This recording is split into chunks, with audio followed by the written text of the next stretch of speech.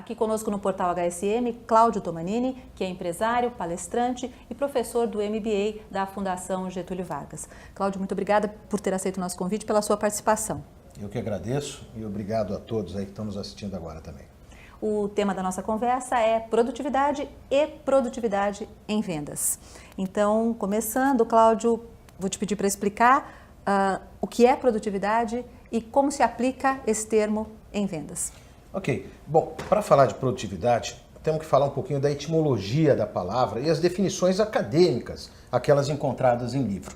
Fiz questão, inclusive, de fazer 3 anotações para explicar, porque todo mundo acha que quando você produz, você ganha dinheiro, o que não é bem verdade, né? Quando você define a palavra produtividade, ela diz o seguinte: é obter a melhor relação entre volume produzido e recurso consumido. Em nenhum momento se falou de rentabilidade. Se fala o seguinte: o equilíbrio que eu tenho de produzir ou um produto ou um serviço, gastando o menos possível e produzindo ele cada vez mais. Isso vem desde os idos da Revolução Industrial, né, que fala, vamos aprender a produzir mais para ter excedente, quanto menos eu gastar, melhor eu vou ficar. O Henry Ford, na fabricação dos carros da Ford, isso nos idos de 1915, 17, 20, 20 e pouco, ele falou, vamos ganhar em escala. Entrou o conceito de escala, onde aumento de produtividade foi o grande boom do século XX, onde que revolucionou o conceito. Ele não inventou o carro, ele inventou a capacidade de se produzir em série e, obviamente, diminuir seus custos. Então, em nenhum momento a gente fala o seguinte: com produtividade eu vou ganhar mais dinheiro, não está intimamente ligado a isto. Tanto que a gente verifica hoje o boom das empresas que trabalham com mercado de luxo e necessariamente elas não têm que ter um aumento substancial de produtividade, senão o produto iria se popularizar. Considerando isso, tem uma coisa muito curiosa. Quando você fala de conceito de produtividade, ele acaba sendo um indicador de eficiência das empresas. Então, é fundamental a gente medir produtividade? Claro que é. Eu preciso saber qual é o recurso que eu vou usar para saber a capacidade que eu vou ter de produzir alguma coisa para depois colocar no mercado. Mas olha aí, em nenhum momento se diz o seguinte: como é que eu faço para crescer a minha empresa? Aprender a produzir é uma coisa, como eu disse aí, de 1700 e alguma coisa, Revolução Industrial, que mostrou que nós tínhamos que ter um excedente, aprender a produzir em escala para conseguir ter um comércio. Quando você entra no século XXI, a produtividade é importante? Sim, mas vai decorrer de um excelente planejamento que as empresas vão ter que ter. Então elas vão ter que começar a mensurar o seguinte: qual é o tamanho do mercado que eu quero entrar? Qual é a capacidade que esse mercado tem de consumir aqueles produtos ou serviços que eu vou colocar? Numa segunda instância, qual é a minha capacidade de atender plenamente esse mercado? Para depois eu medir o seguinte: qual é a capacidade de produção que eu vou ter, com diminuição de custo, para eu colocar esse produto no mercado, vender a um preço justo de mercado e ter rentabilidade. Então, são várias nuances. A produtividade é somente um item de uma gestão de negócio muito mais completa. Basicamente é isso. Você vê que a palavra produtividade é a busca constante de muitas empresas, mas necessariamente não é o indicador de sucesso de uma empresa. E o que as empresas podem fazer para aumentar a sua produtividade? Bem, o que antecede a isso é o seguinte: primeiro eu tenho que planejar, né? Quando a gente fala o seguinte, aumentar a produtividade em vendas, aumentar minha produtividade em marketing, aumentar minha produtividade de produção, tudo isso decorre de uma coisa que antecede a isso, chamado planejamento. Aonde eu estou, aonde eu tenho que chegar, qual é esse mercado, quem são meus competidores, e aí só depois que eu tiver esse planejamento é que eu vou começar a colocar indicadores de produtividade, até para saber se eu estou produzindo de uma forma correta ou não. No Brasil, avaliar a produtividade sempre foi uma coisa obscura. As pessoas acreditavam, durante muito tempo, um período inflacionário que nós tivemos, se lembrar, durante 30 anos, nós passamos por mudanças de moeda, URV, tablita, tablete, um monte de coisa, um monte de moedas, inflação que até 94 era de aproximadamente 89%, a última foi 89,7%, a de fevereiro de 94. Até aí o que as empresas faziam? Elas aumentavam a sua produtividade e as empresas, para obter lucratividade, elas compravam destas empresas para gerar estoque. Então, olha qual que era a grande sacada. Eu podia produzir em larga escala, sem me preocupar muito com para quem que eu vou vender, de que forma eu vou vender, porque tinha uma coisa chamada demanda reprimida. E inflação. Me permitia eu não ter controles tão rígidos, a não ser o financeiro. Porque eu podia fazer burrada no overday e ganhar no overnight, que eram as aplicações financeiras.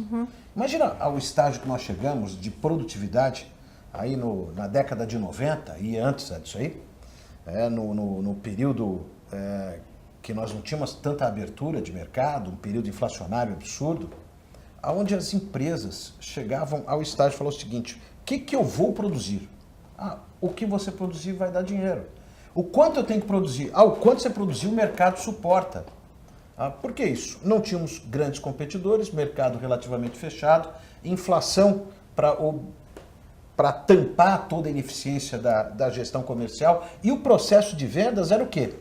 Vende, entuxa no cliente, como falavam na época, vai fazendo ele comprar, e eles entendiam que, por exemplo, alguém que produzia uma máquina, que o cliente dele era o distribuidor, era a loja que vendia a televisão.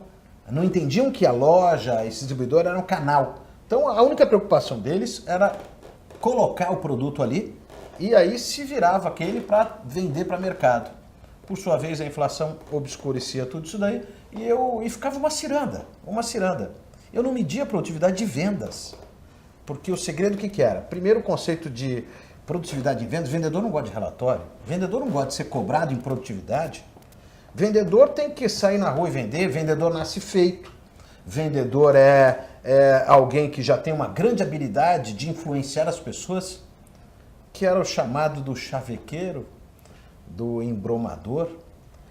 Os conceitos das empresas não eram medir a produtividade, mas era da técnica de vendas, 7 passos do sucesso, 7 passos da venda, pergunta aberta, fechada, resumo dos principais benefícios, e o conceito era a venda agressiva, e não a venda onde usava conceitos e métricas para se orientar.